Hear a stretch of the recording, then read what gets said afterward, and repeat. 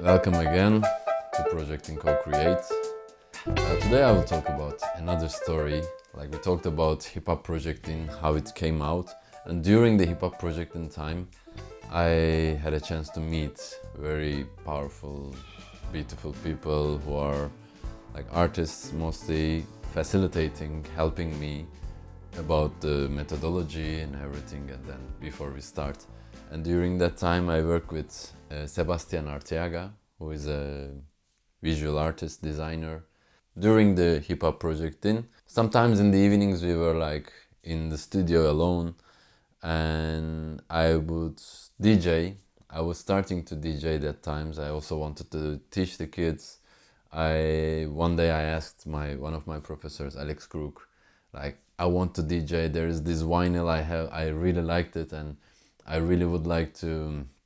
I really would like to play and continue playing with this vinyl. It was like a big enthusiasm for me, and eventually Alex explained me how I should start DJing with the vinyls.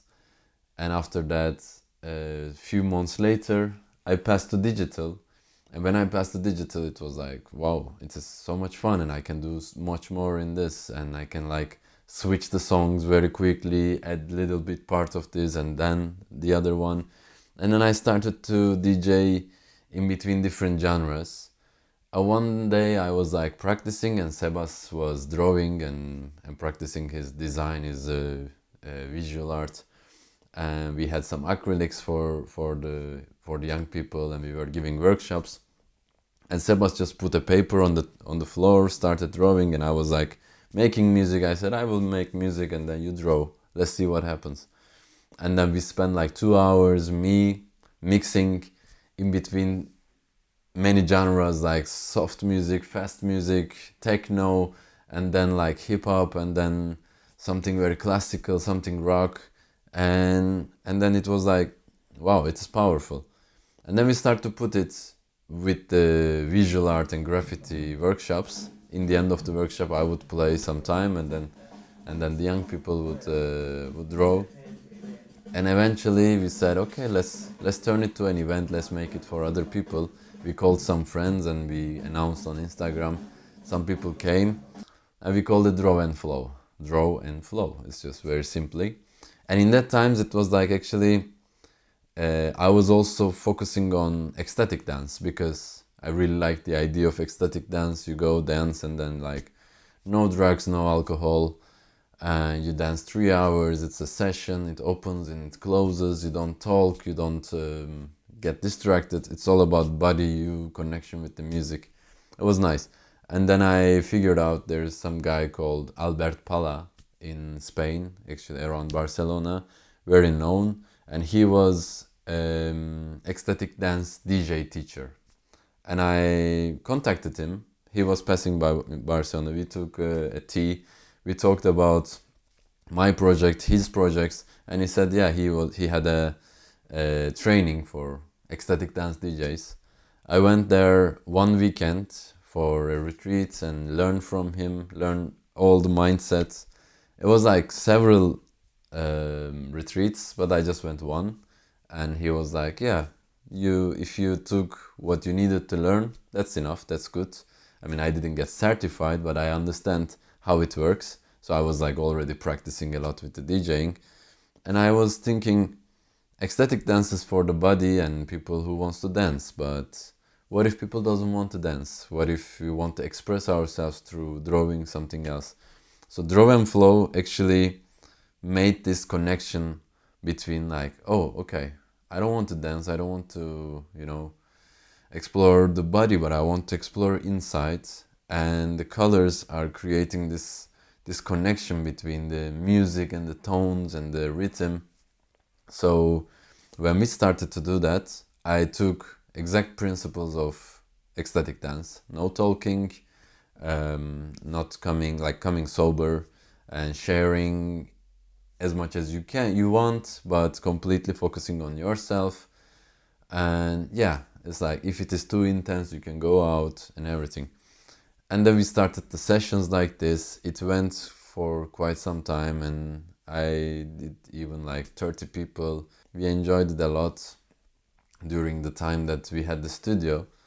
And after the project was over, the Draw and Flow actually continued, but this time with Ludwig Camarillo, another friend of mine who is a visual artist, and he had this mask project. He was making this skull masks for Halloween, and he had this exhibition and everything. And eventually, for a Halloween or like Noche de Muertos, like the Day of the Dead event, we wanted to make this kind of skull mask drawing, Draw and Flow, once with him. He was guiding it, and we wanted to do it for grief, for connecting with the ones who we lost. And then we kind of get deep into these themes through drawing. And then any workshop, any time that we do Draw and Flow, we would put a theme, and then we would put some kind of idea to work around. Sometimes as a shadow work, sometimes as something to see, something that wants to be visible, sometimes as a inner child. And then this concept happened to be very well, I don't know, like established project, I would say, because we had done so many of these events, and I have these videos, and in the projecting website you can see the exhibition.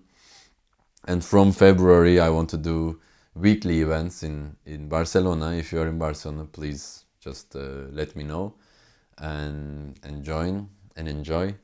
I also would like to do it online, so I will be announcing on Instagram and other places. But yeah, it is like it's really interesting concept, because the idea is that when you listen to music, and the music is changing very fastly, very differently, and in a way that you don't expect, because you listen from Spotify or YouTube, algorithm is putting similar music one after another, or you create your own playlist and you know what is coming. But when I'm guiding you in the Draw and Flow, you have no idea what is coming. I can put anything after anything, and it's not about my DJ skills. It is about what I feel like providing in this moment. It is how do you say? I started to get this feeling of like this should be there as a music, and then I see my playlist, I see all the 600 gigabytes of music in my hard drive, and then I just jumped from one side to another side. But it's not like completely random. It is about like something like I start to talk with my nervous system, and then I start to see, and then I see what will be coming. I think it's kind of this Draw and Flow muscle opened up and worked inside of me. I really enjoyed, because it is completely different type of DJing. It's not fast, it's not for dancing, it is just like an experience of travel, and it is not fast, so I can play like a 200 BPM song in 80 BPM, and I can just use small parts. I can work around the sounds, and I created this weird like pad system for tractor and mapping and everything, and then it is allowing me to do a lot of experimentations.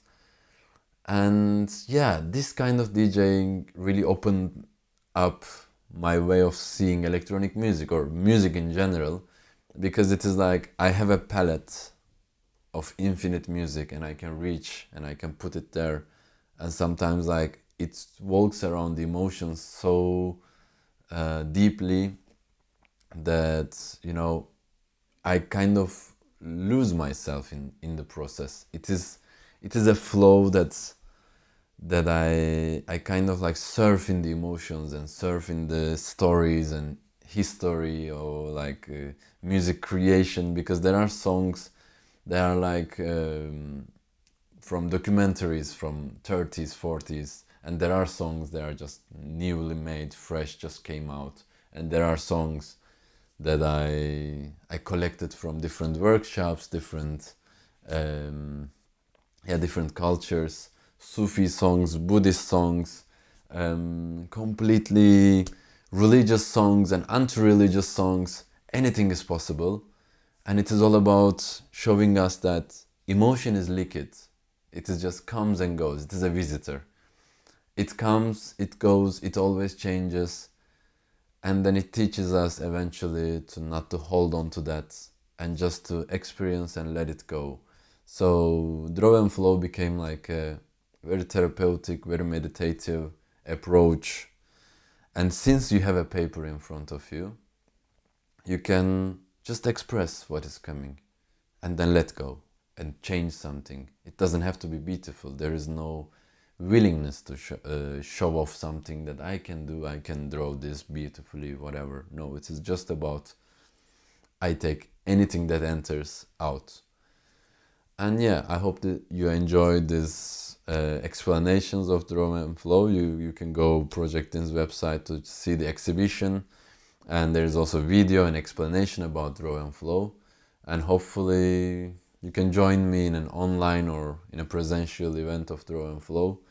And it is a very fun process. And if you're interested to know more about how I DJ or how I work through in Draw and Flow or other types of uses of DJing or electronic music, just stay in touch. There will be more coming. There's a lot of information that I will share, and I will also help other people share their experience and their knowledge.